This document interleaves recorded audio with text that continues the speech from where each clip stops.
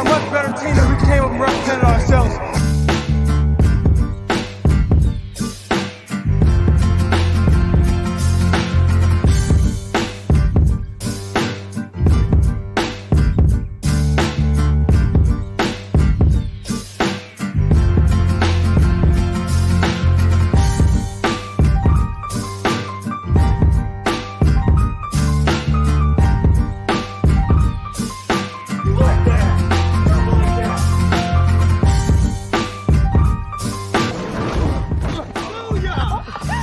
Call a sack lunch. Nom, nom, nom, nom, nom, nom. What's up, everybody? Welcome into another edition of the Sack City Podcast. Welcome in to another Fun and Games Friday edition here in the city. I am your host, the one and only Vinny Milani, joined as always by Aaron the Mukesiah Mukes, a.k.a. my best friend. And below us, we have your boy, Mr. Graduate himself. Who knows if he got the valedictorian or not, because the grades haven't been submitted for Full Sail yet, because they decided to have the graduation before the last day of school. Ever heard of that? He is your boy, A.J. Johnson. It's a beautiful April 1st evening here in the city. AJ, how are you doing today? I bet some of y'all thought I wasn't going to make it back to 2 shows in a row. But a lot of y'all were just like, who's this clown they brought on, giving the Patriots a C for their free agency grade? Why they got him on the show? Hope they never bring him back. Well, guess what? I'm here for the second day in a row, and I'm excited. And I can't wait to chop it up with you guys. Fun and Games Friday is back. I've missed it. I'm hyped. It's a good day. It's a good day. I'm saying I'm hyped because that green light went on. In all honesty, tired as shit. There you go. Aaron, Mr. Busy, you've had quite the day. You've had quite the day prepping for this show. How you feeling? What's the blood pressure at? I'm good. I'm good. I'm starting to settle down, and I'm ready to talk some football, man. I'm ready to outdraft you guys. Are we allowing? I think I put this in the description. We're allowing the fans to vote who drafts the best team, right? Oh yeah, that's how it is.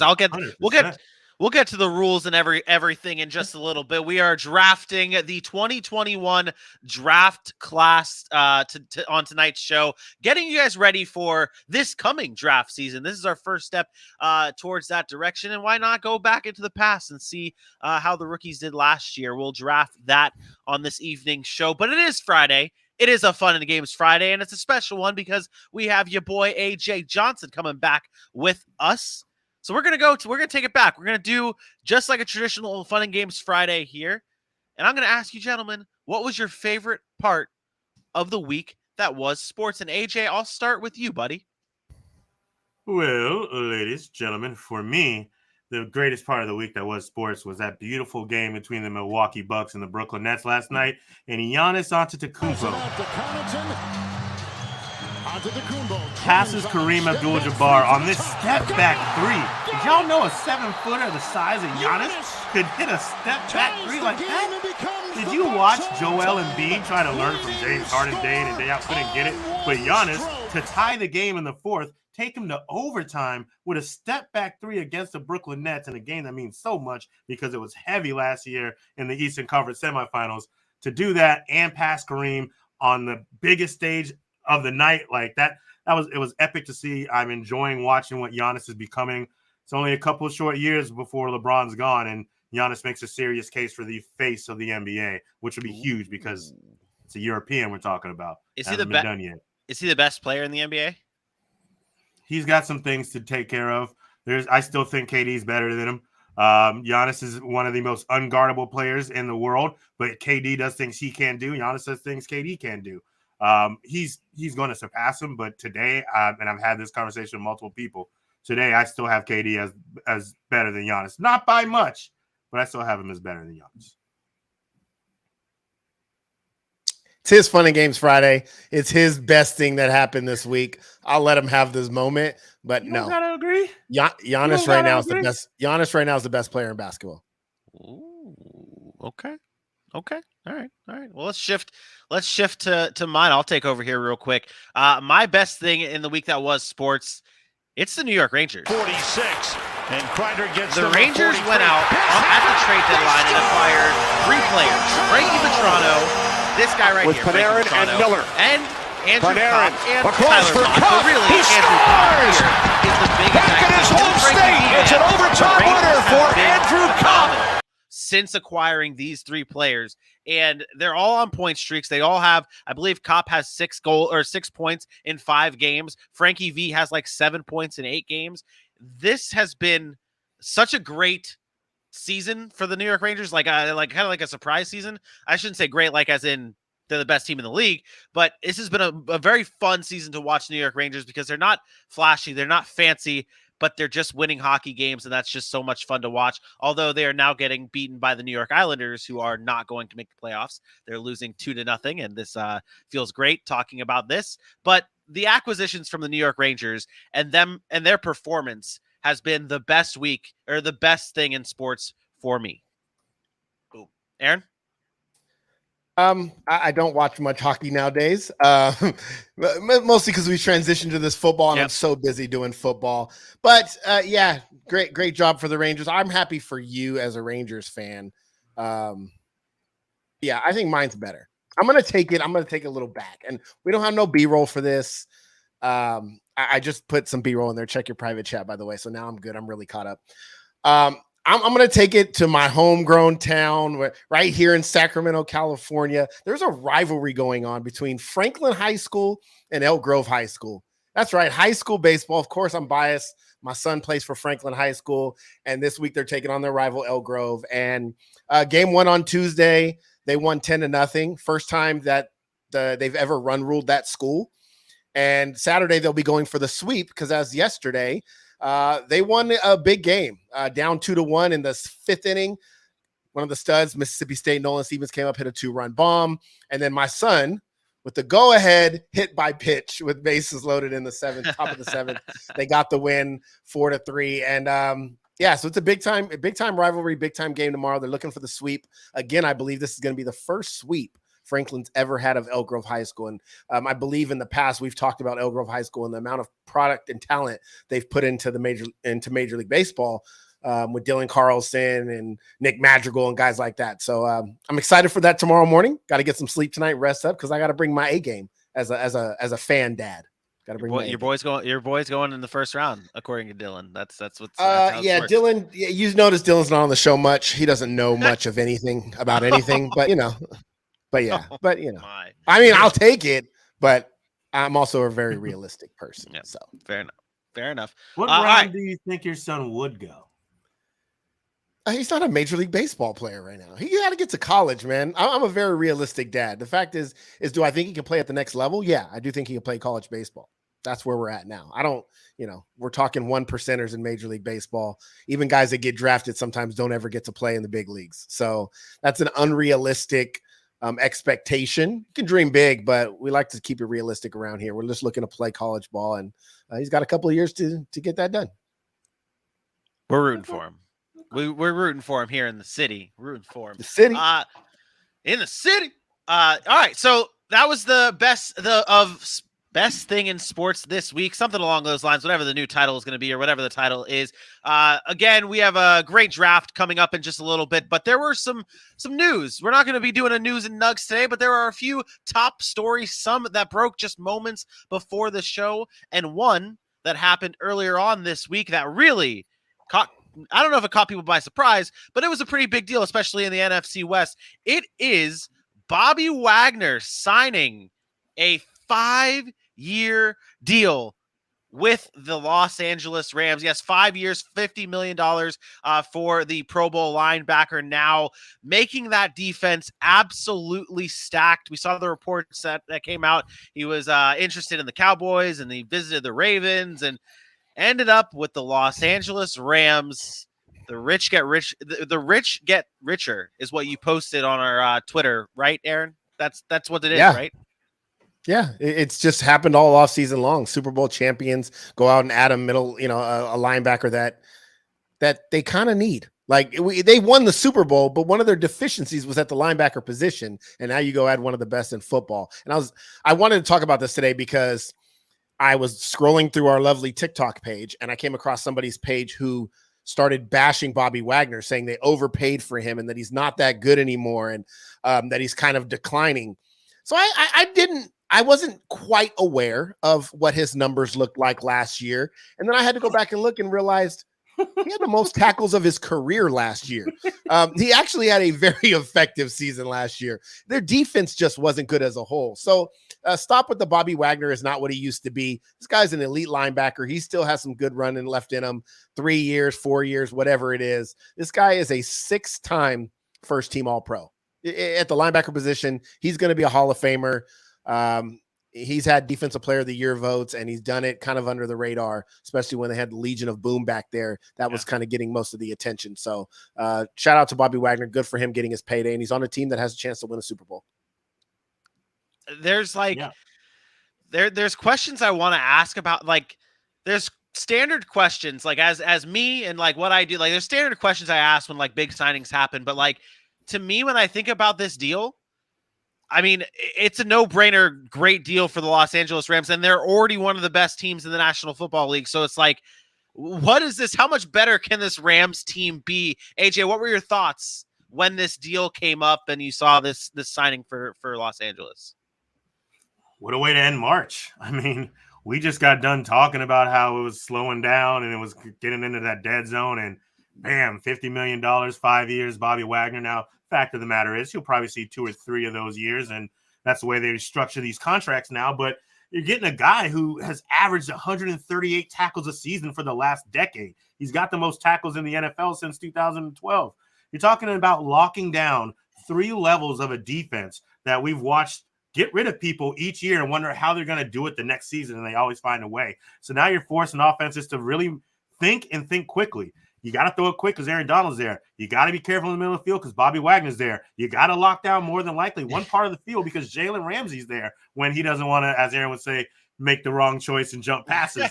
But that, I mean, to start there, we're talking about, what is it? I think it's 15 Pro Bowls between the guys, at least, if not more. So this is a defense that's starting in the right way, and now you can focus on getting some young talent in there because you have really, really solid, fantastic, top-of-the-line, elite defensive veterans. So great move by the Rams, smart timing, and now they can focus towards the draft. Yeah, literally, you just put it perfectly. They now have all 3 layers of the field like just covered with a star. Aaron Donald up front. Second layer, you got Bobby Wagner, and third layer, you got Jalen Ramsey. It's like it's so unfair. And then you have Cooper Kupp and Matthew Stafford on the other side of the ball. It's going to be so much fun to see LA try and run it back next year. There was one other move that happened that took place just moments before the show that we decided to add to the doc here. Xavier Howard getting the bag, becoming the highest paid cornerback in the NFL with a 5-year, $90 million extension that includes $50.7 million in new money. It is Xavier Howard got paid. Aaron, did he deserve? I don't want to say did he deserve it. Of course he deserved it. But is this an overpay for Xavier Howard? No, this was a way for the Miami Dolphins to manipulate the salary cap and keep one of the best corners in football happy, right? You pay him, you give him new money, you extend out the contract. It creates cap space now to allow them to be a little bit more flexible. Obviously, to bringing over Tyreek Hill and signing that deal, they're going to have some salary cap kind of things that they have to kind of work around. So that's, to me, what it was more about. It was more about the number and the cap issue than it was about trying to pay Xavier Howard. I think Xavier Howard was going to get paid regardless. But remember, he just signed that deal a few years ago, and he actually got hurt for a minute. But he's always been one of the better corners in football. So not surprising to me. He deserves to get paid. He deserves to be paid as one of the top corners in football, if not the top. And yeah, good for him. AJ, what's that contract look like now and then moving forward? So $90 million now, 50 in new money. He's going to be making about 25.3 a year, which is right up there where he wanted to be paid. If you remember, after that 10 interception season, he really started in the right way making noise about being valued, watching some of the way the money was going around the NFL. And they finally did right by him. They had another season, and he wasn't at the same exact level, but he was still one of the best cornerbacks in football, and he was a big reason why that defense and that Miami football team got it together moving forward. I think you'll see it get restructured again, just like these contracts are in the back half of it. But for now, he's getting some $50 million in new money, ain't nothing to scoff at. So happy for him. Hope he lives up to the contract, and I believe he will. Aaron, go top 5 cornerbacks in the NFL. No particular order. Top 5: Jalen Ramsey, Xavier Howard, Tre'Davious White, Marlon Humphrey. Can't think of Jair Alexander. He missed a lot of last year. If I'm basing it on last year, you know what? You know who I'm going to give it to, and this is going to sound crazy. Patrick Surtain. Ooh. He struggled out of the gate, and he played really, really well down the stretch. And I think right now he's going to take that leap into that group. Wow. Okay. All right. This is as of right now going into this season. Do I think they had the best 5 seasons last year? Obviously, or the best 5 last year? No, obviously not. But going forward, I would say those 5 off the top of my head. All right. Let's play some tunes. And AJ, gonna need you here, buddy. Gonna need you to step up big time. Okay. Fun and Games Friday. You first get Friday back. You got to hit him hard. Got to hit him strong. Got to hit him fast. Tell them where they can follow us at. All right, ladies and gentlemen, head on over to Sac City Pod. Where are you going to do that at? On Facebook, on Instagram, on Twitter, on TikTok, on YouTube, where we keep it real 3 nights of the week, and even more than that when football comes. I hope y'all are prepared to watch the boys from the city represent the area code of NFL. Aha, see what I did there? Head over to Sac City Pod, hit that subscribe, hit those likes, and tell everybody that you found your favorite podcast, Sac City Pod, baby. You nailed it. You absolutely nailed it. Bravo. I missed that voice. I missed it. All right. This fool said brava. All right. Let's get into it. Yeah, let's get into it. So what we're doing here tonight is we are redrafting the draft. We're redrafting the 2021 draft. Last year it was a fun. We did so much coverage of it. We really covered it from in and out. And one thing we did is we did this episode already. We already drafted this draft. But that was before that draft actually happened. And this is what our teams look like. Aaron, this was your team. Trevor Lawrence, Javonte Williams, Rashad Bateman, the Muth of Luth. Not a bad team you had here. Really, you didn't have a bad team. No, my team is legit.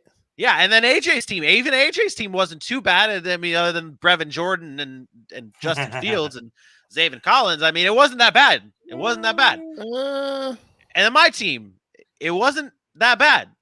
Other than JC Horn getting hurt, I mean, you still had a lot of potential with this team here. But this was April 16th, 2021. We are going to redraft this entire draft, looking forward, looking back at what they've done, and the rules are simple, gentlemen.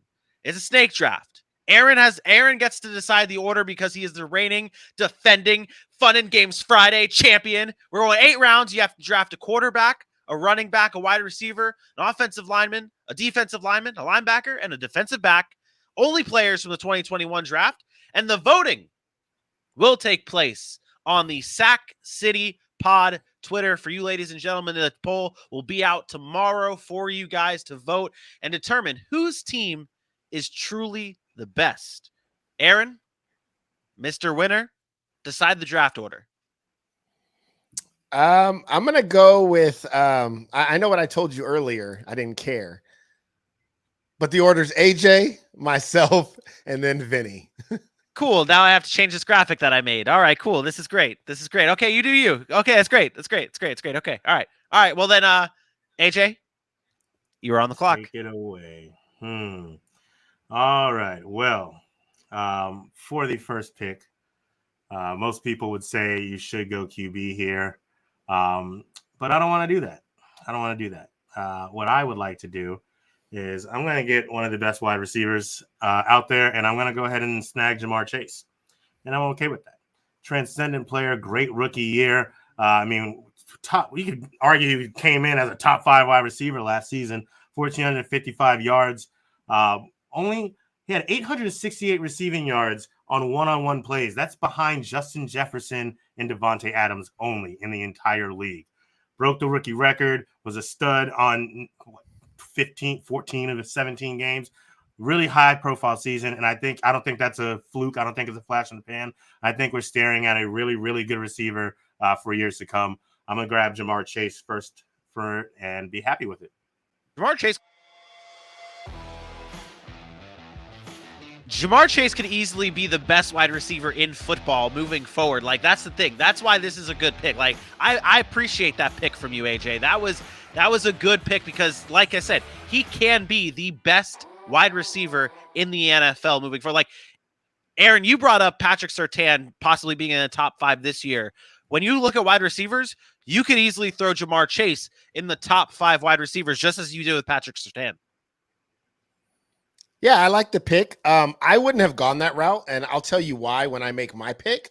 But I mean, you can't go wrong. Jamar Chase, obviously rookie of the year, put up legit numbers. We're talking about a guy that against man-to-man coverage had the most yards, so you can't single cover him because he is going to beat you. He's a really, really good player, and yeah, AJ got a nice pick there. He could have been the number 1 overall draft pick in the draft last year. We've talked about that, so he's very, very talented.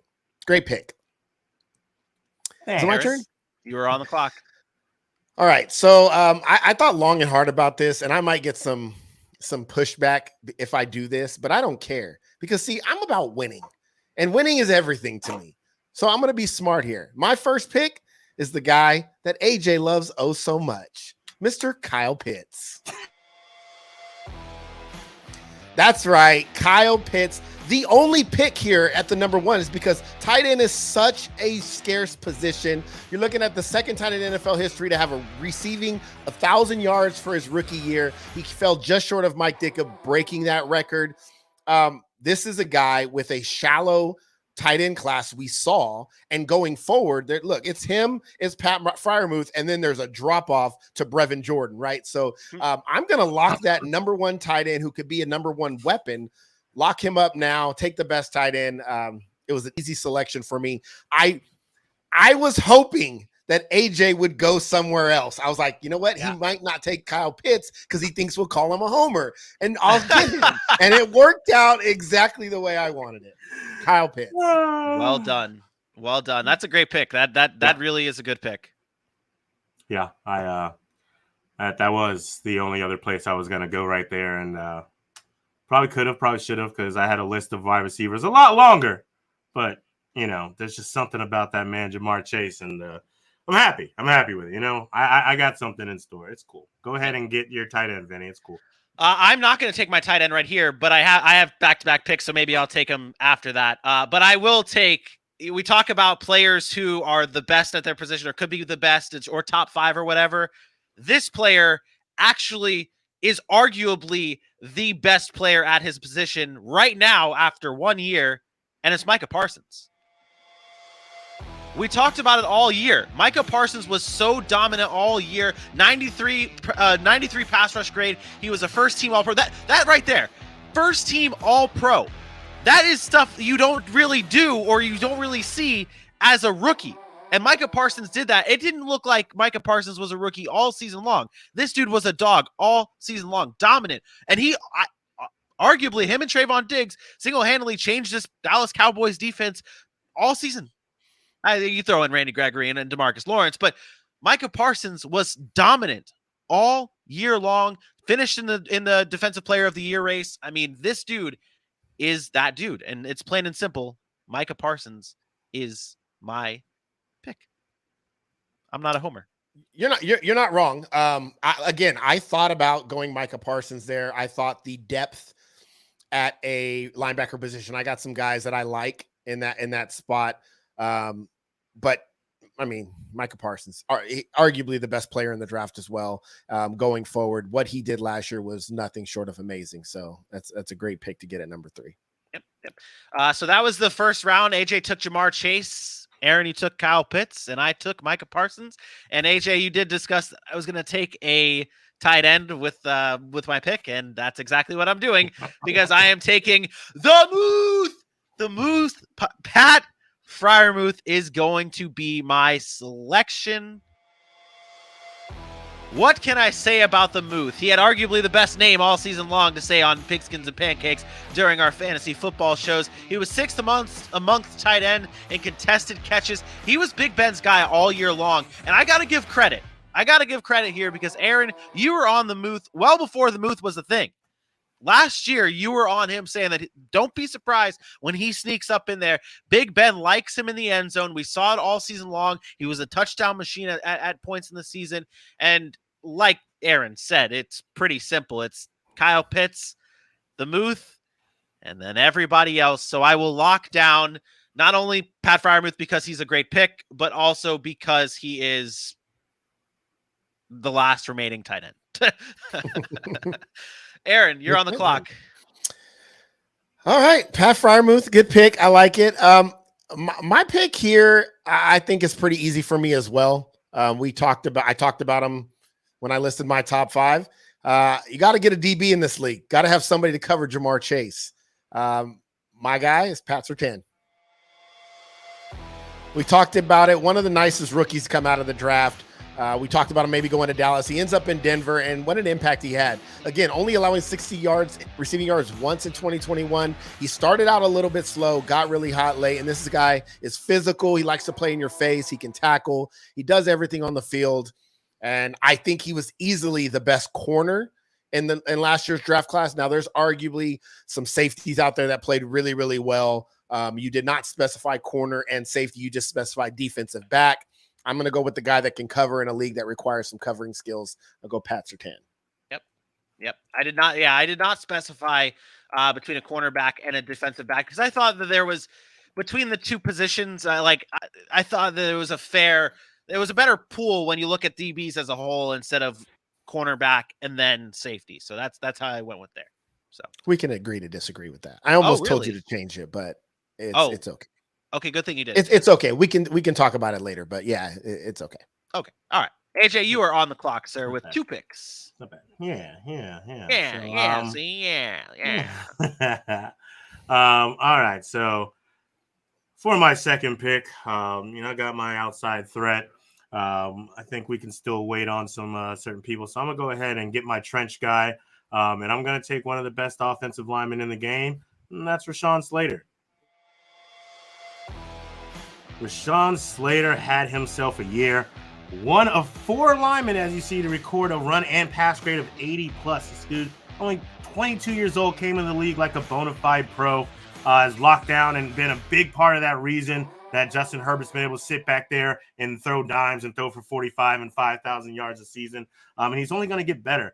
Rashawn Slater, when he gets going, when he gets to the second level, he's coming with speed, he's coming with agility, he's coming with power. I've watched this man do pancakes 7 to 8 yards off the line, just taking people down. So Rashawn Slater, lock him down, put him on my line, and call it a very happy day for me.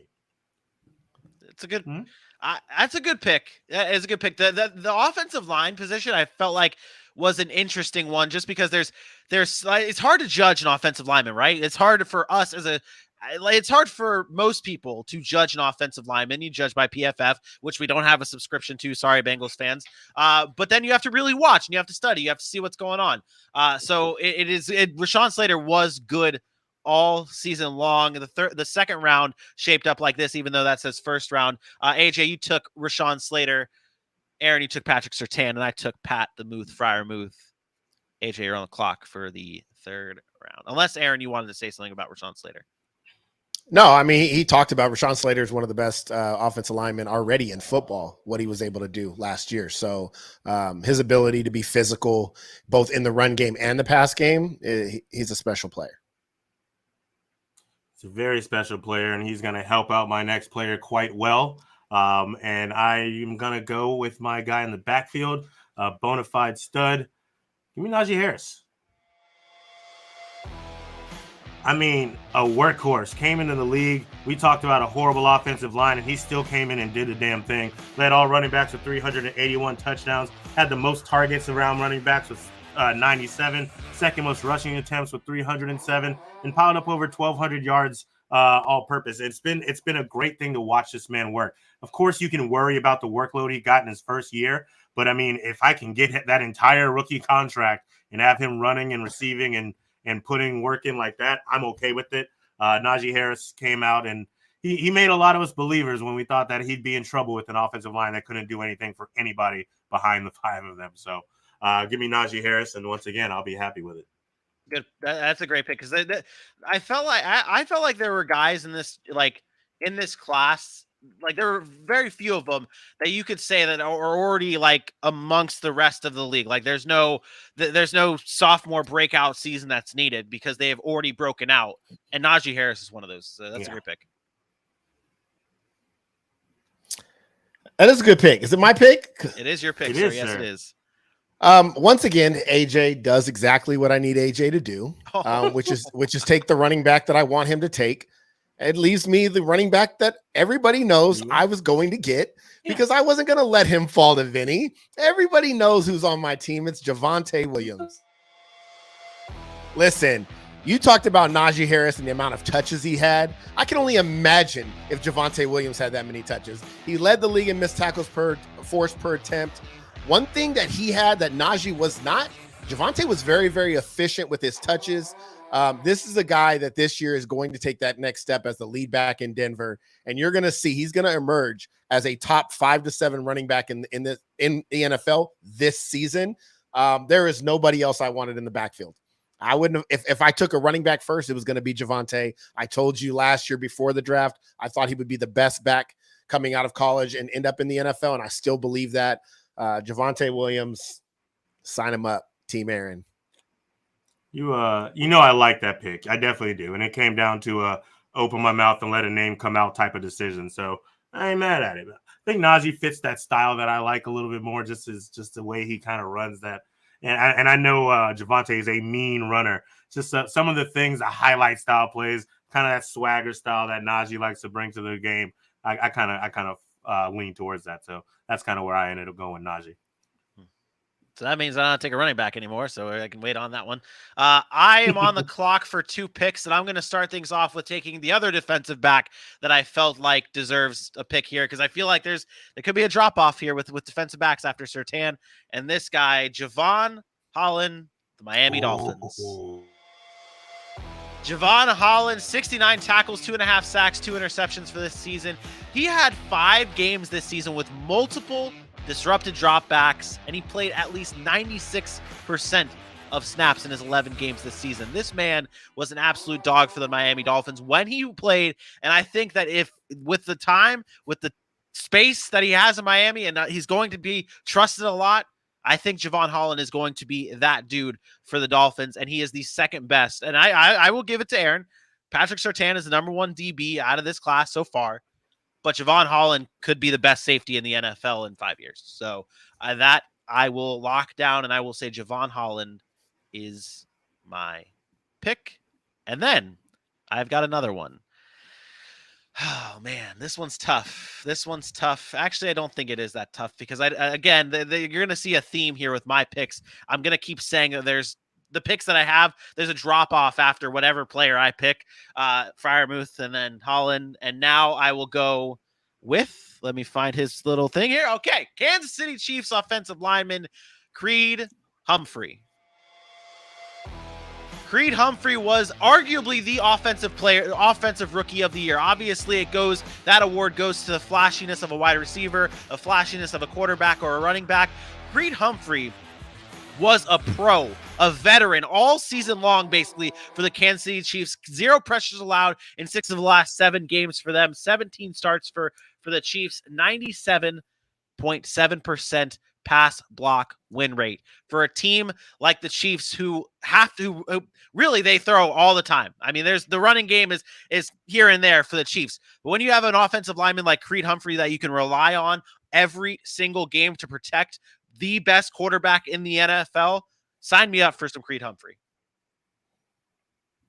Very good pick. That was my choice. There was between Javonte Williams or Creed Humphrey, but I did not want to get stuck with a Michael Carter or Elijah Mitchell or anybody like that because I don't have full faith that there'll be a top running back in the NFL for years to come. Whereas I feel like I can find an offensive lineman who I'll get to later that can do that started making strides doing that late in the season. So I did not go there, but that's the best center right now. He's best center in football. And it's crazy to say that after a rookie, because you've never seen it before, but he is. So yeah, that's what I was going with. Where do I got to go here? Now I got to figure out what I need. Your team right now is you have Pitts, Surtain, and Javonte Williams. Yeah, I know who I have, man. Oh, okay. Well, you said where do you go here? I was trying to help. Okay, so this one's actually pretty easy for me as well. It's a receiver, and I'm gonna go the receiver here. And I know there's like a toss up, and people might not like this choice because of who they play for, but I'm gonna go with Devonta Smith.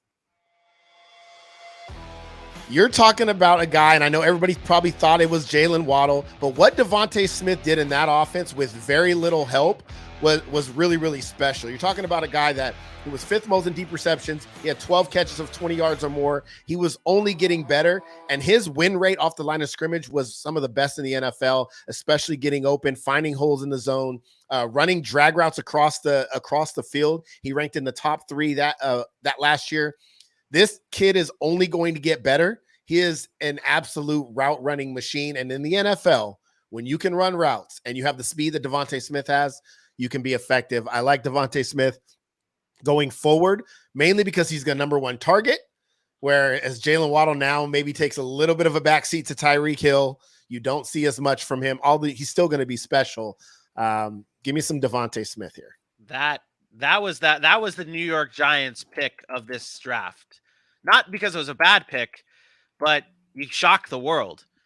I thought you were going Jalen Waddle all day, and obviously AJ's got Jamar Chase, and you've got Devonta Smith. That I will have to think about taking Jalen Waddle later on in the draft, but like that, I am very surprised you did not, because you were big on Jalen Waddle all year long. Like you've been a big Jalen Waddle supporter all year long. I was not a fan of his coming out in the draft. Remember, I was like, I don't trust it. I would not take him if I was the Dolphins. I didn't trust his style of play. During the season, I really like what he did, but something tells me he requires a little bit more than a Devonta Smith. Like Devonta Smith, I can see develop into a receiver where he doesn't have to be schemed up to get the ball. And I really, really like that in a receiver. I want a guy that can just go out and win. And I think Devonta Smith can do that. Okay. All right. AJ, you're on the clock. All right. So I think I have to break the streak here.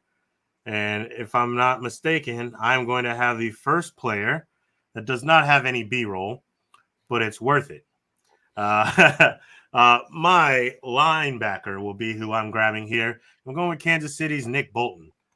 Great player, high motor, high runner. He can run, he can cover, he can blitz. He led the team with 112 tackles, 11 tackles for loss, and he's efficient. He only missed 6 tackles on the entire season. He was a big part of why that Kansas City defense was able to get it going down the stretch. Him and, of course, the leadership of Tyrann Mathieu and, of course, the rushing of Chris Jones and Frank Clark.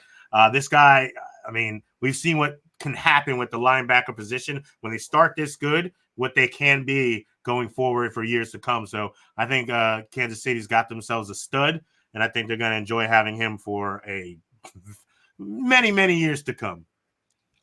That was a good pick. You mentioned B-roll. His B-roll is still actually downloading on my computer, by the way. So he was on my list. He was on my list. That was he was one of the linebackers I had on my list.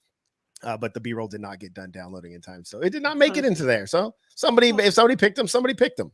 So yeah, I got the graphic for it. I got the graphic for it. There it is. Hey. The 4th round looks like this: Nick Bolton from AJ, Devonta Smith from Aaron, and Creed Humphrey from myself. AJ, I'll put it to you this way: for linebackers, I only had 2 linebackers listed: Micah Parsons and Nick Bolton. Those are the only 2 I had listed. So, like, once Micah Parsons, if someone else would have taken Micah Parsons, I would have desperately taken Nick Bolton, like, right away, because I didn't have any other linebackers written. Aaron, I'm sure you have a laundry list of linebackers and players and depth here, because you are just I don't know. But that was the 4th round. AJ, you're back on the clock for the 5th round. Okay. Do I do it? Yes, you do. Something that I make the choice here? Yes, you do. I don't think I do. Yes, you do. I don't think I do. I'm not going to do it. I'll let you guys dictate it for me. That's fine. I'm going to go ahead and I'm going to lock down. No, I'll do it. And I'm surprised. You know what? I'm going to shock the world here. I'm going to take my quarterback. You can't take Carson Wentz. You can't take Carson Wentz. He's not a rookie. Oh, well, then I don't want to be a part of this draft. If I can't have Carson Wentz, I'm going to take your guy, Mac Jones. It's okay. It's okay. I know how we felt, and I know how we talked about Mac Jones coming into this league, but he did what he needed to do. He did what he needed to do in this season. 3,800 passing yards, 22 touchdowns, and a completion percentage of 67.6 and 92% passing rate. He was a very good quarterback. Now, granted, we can talk a lot about how they schemed well for him. But that's what you need your team to do. You don't want them to just go and hope that you do everything and then they can just come along. You put him in the best position to win, and he did everything that was asked of him and more. He's a quarterback that can manage the game and get right, and I have playmakers. So Mac Jones will be just fine to get us going. You just lost the whole draft. You lost the whole draft. Wow. Mac Jones? Wow. Yeah. Did you not pay attention to the rules? Did you not pay attention to it's not just what they did last year, it's what they're doing going forward? Mac Jones, who the hell is he throwing the football to? The man threw one pass in the game. And Najee Harris. The man threw one pass. No, this isn't a fantasy team. I see what you did there. I get it. I see what you did there. This is not a fantasy team. The man threw one pass in the game. That's how much faith his own team had in him. One. That's all he needed to do. Stop. Mac Jones? Come on, man. I'm happy.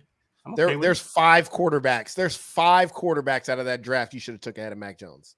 Wow. Just like the draft. Oh, wait, no. Mac Jones went 3rd or 2nd. Where did Mac 15th, 14th? There's 5 other quarterbacks. Every other quarterback that was drafted that we talk about, including Davis Mills, all should have went ahead of Mac Jones. I did think about Davis Mills. Mac Jones' ceiling is here. Everybody else's ceiling is way up here. I don't know that we know that that's his ceiling. I mean, his ceiling was lower than what we saw before the season started. We didn't think he was going to get anywhere near where he did. Very well. He didn't. He didn't play well. He played Mitchell Trubisky-esque when he was being coddled and managed. That's what happens when you get a quarterback, a game manager, Jimmy Garoppolo-esque, and they have a running game and a solid defense, and you're not asked to do a lot. Yeah, you can look like you know how to play football. When you're asked to go win a game, that's what we judge quarterbacks on. We don't judge quarterbacks on, hey, can you go out there and hand the ball off 7 in a row? Great. And then got their ass kicked and was an embarrassment first round of the playoffs. An absolute embarrassment. Still a very young team. Still a very young team. Not a lot to get going. Very young. Their defense was one of the oldest defenses in football. And the offense has no weapons. And they still won 7 games in a row with no offense and a very old defense. When we were like, oh, they're not even going to – well, not we. When someone was like, they're not even going to make the playoffs, they still found their way there. They didn't belong there. I'm sorry Carson Wentz was on the Colts. I can't help that. Oh, my. They didn't belong there. The Patriots had no business being in the playoffs. And guess what? They'll have no business this year being in the playoffs again. Mac Jones. Take him. He just ruined your whole team. He makes Jamar Chase now look like shit on your team because you got Mac Jones. All right, that was funny. Aaron, you're on the clock. All right, so this now I don't know if I should wait for my quarterback or not because I thought for sure you would take like Justin Fields or Trevor Lawrence. Or I wasn't taking Trevor Lawrence even though he's good, but I thought about Davis Mills and I thought about Justin Fields. But I was been done. I opened my mouth and Mac Jones came out, and again, happy with it.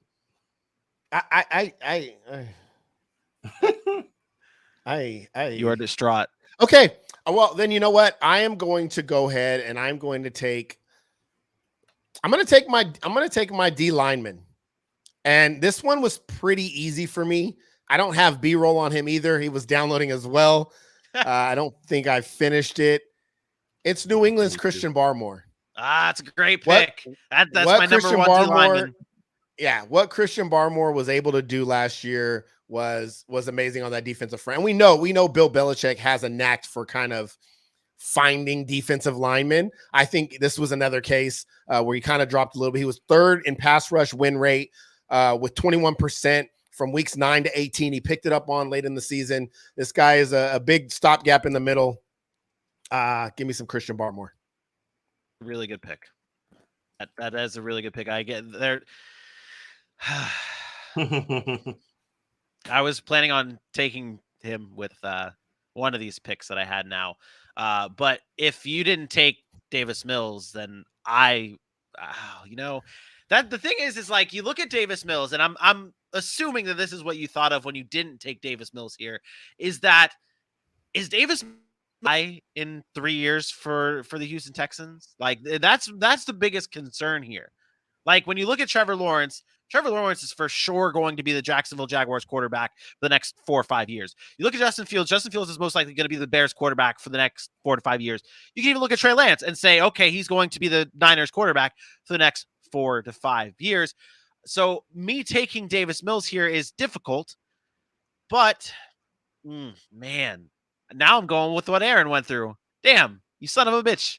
You in my head. If it makes you feel better, though, that's what I went with before I said Mac Jones. They just ran in a little circle in my head. Yeah, that's fair. But we also, the other thing we also have to consider here is it's a fan vote. So what's going to get the fans vote here? I mean, I'm be honest. I never think about the fans. Yeah, I said it. I'm picking the best team, and if they like it, they like it. If they don't, well, they don't know what they're talking about anyway. So maybe I will be able to think about this one here, and kind of marinate on this Davis Mills conundrum here. Let's see if the B-roll is in here for this gentleman here. It is not, but I will roll with it. My next pick is going to be my defensive lineman, and I'm going to go with Jalen Phillips. That he's my other defensive lineman that I was going to end up taking. Phillips had 8.5 sacks this past season, 16 quarterback hits. He was arguably the best edge rusher because Christian Barmore is right up the middle. He's that type of defensive lineman. When you look at pure edge rushers, Jalen Phillips was the best edge rusher from this draft class this past season. And moving forward, I think he's going to be doing the same thing for the Miami Dolphins. Man, Javon Holland, Jalen Phillips, and then you have Xavier Howard and Tyreek Hill. The Dolphins, don't have that bad of a team. They don't have that bad of a team. I told you, Dolphins are set up. Yeah. That's why this goes back. Another reason why AJ's pick is trash. Mac Jones is going to be third in the division. Man, don't be sleeping. Hey, don't be sleeping on your pick. About the Jets. Your pick's going to be Zach. AJ's pick your pick is going to be Zach Wilson. So we're going to talk about him in just a little bit, anyways. Oh man, you already know it. But hey, that's if I don't take Davis Mills here, which I am gonna take Davis Mills here. It's hard not to go with him. I'm just gonna go with it. Davis Mills is gonna be my back-to-back pick. Jalen Phillips, Davis. It's hard to argue with what Davis Mills did this season, and you can look into the future whether or not he's going to be the Houston Texans quarterback for the foreseeable future. But what he did this season with a garbage team, they had no business being where they were in the standings. He had a 9 touchdown to 2 interception ratio and a 102.4 passer rating over the final 5 games this season.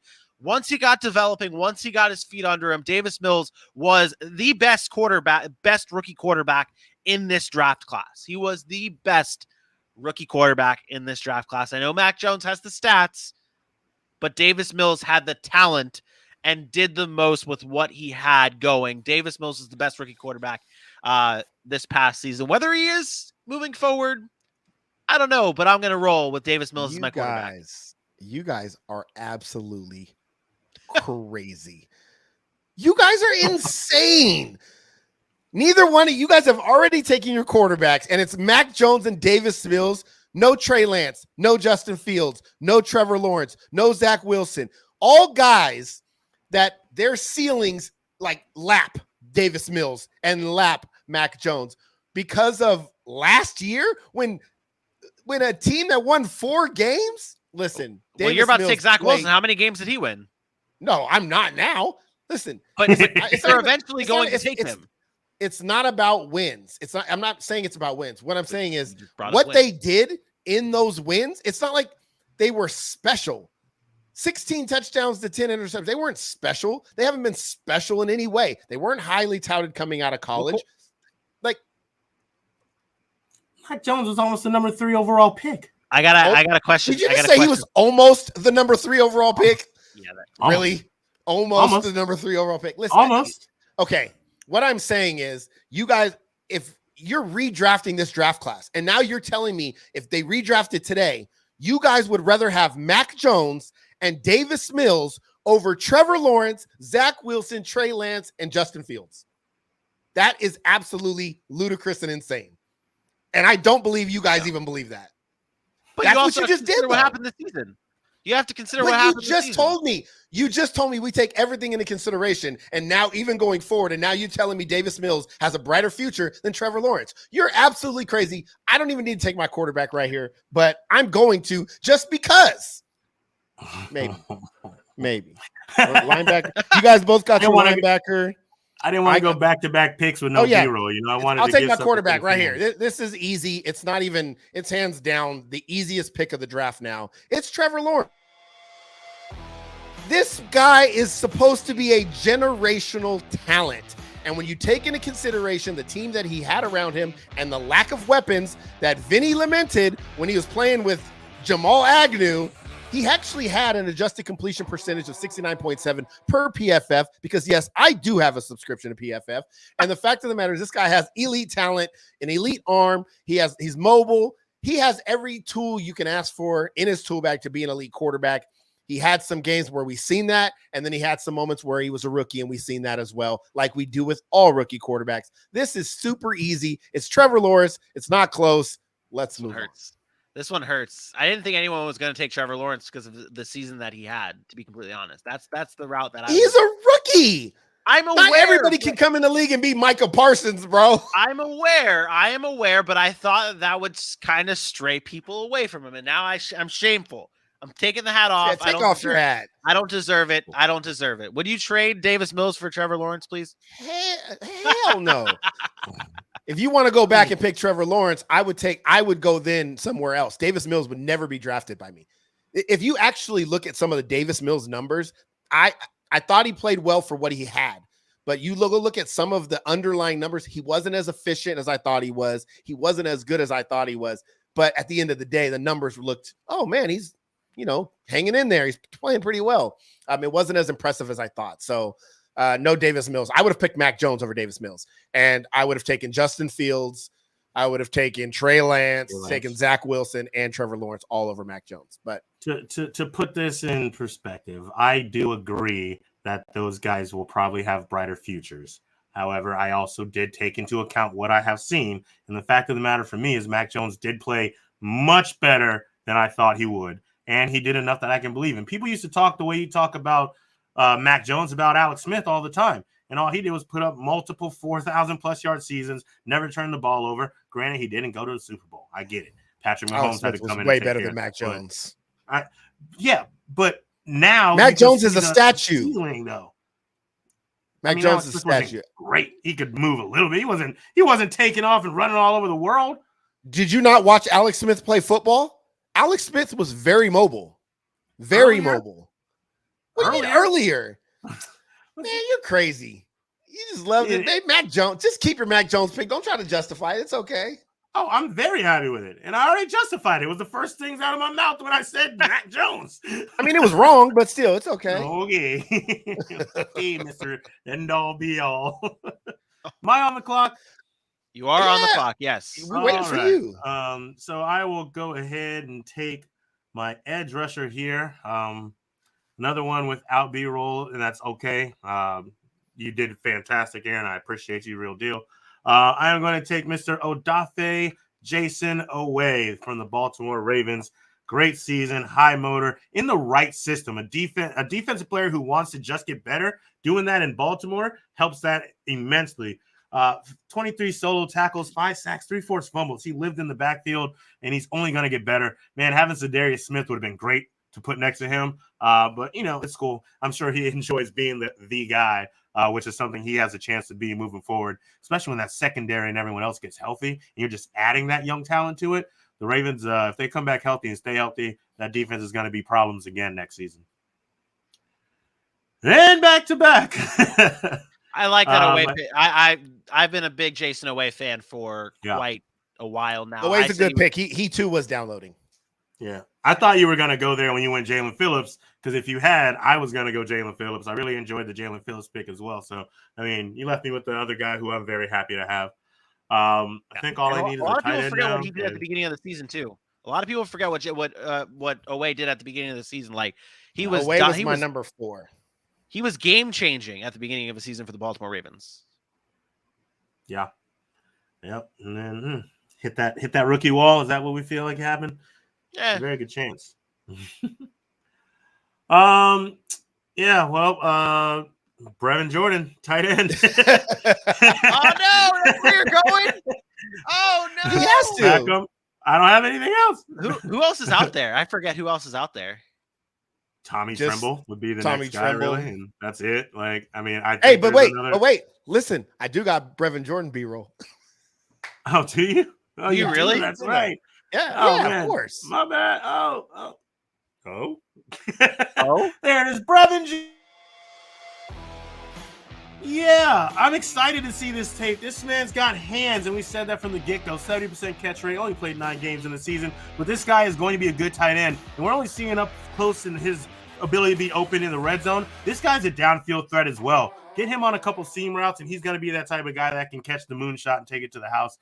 Not much going on with the Texans, unfortunately, for him, but hopefully maybe he'll get a connection with Davis Mills this season and be one of the second-year standouts that I'm hoping for. I might draft him in fantasy way late in my deep leagues with like 18 to 20 people way late. Okay. I got O-line and linebacker left. I'm gonna save my linebacker since I don't need it anyway. I've got my O-line here. I'll take my offensive lineman here. I think this one was pretty easy as well if I can find him. Is he in here? Oh, there he is. Yeah, I'm taking Penei Sewell from Detroit. We're talking about a guy that was highly touted coming out of college. He struggled early on, but just 1 sack allowed after week 6. He didn't allow many pressures after week 6 as well. He started to come on. We saw that get going with the Detroit Lions running game and DeAndre Swift, and even Craig Reynolds came in. Whoever they had at quarterback had some time back there to get the ball to Amon-Ra St. Brown. I think Penei Sewell is going to be a really good tackle for a long time in the league. Easy pick after Rashawn Slater and Creed Humphrey were gone. Yeah, I like that one. He came on. It took him a couple weeks, but once you got it going, it was on point. Yeah, that's a good pick as well, especially in the future. He's going to be an anchor for that Detroit Lions offensive line. I have 2 picks left. I'll wrap this one up easily. Running back Elijah Mitchell and wide receiver Jalen Waddle. We will go in order here just for you, Aaron. Elijah